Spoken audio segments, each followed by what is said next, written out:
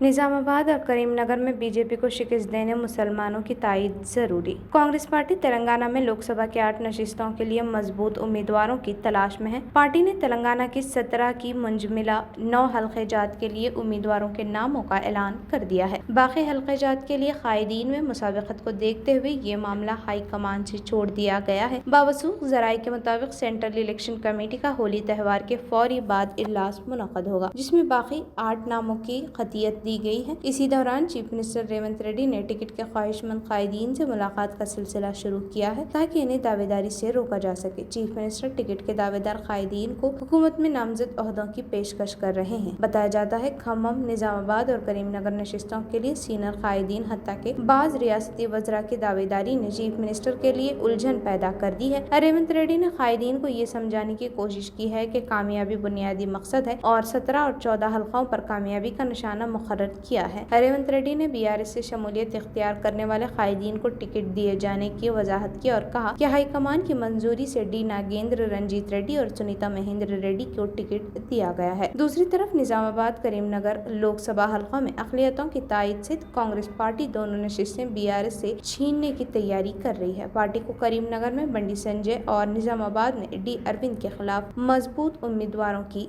तलाश है।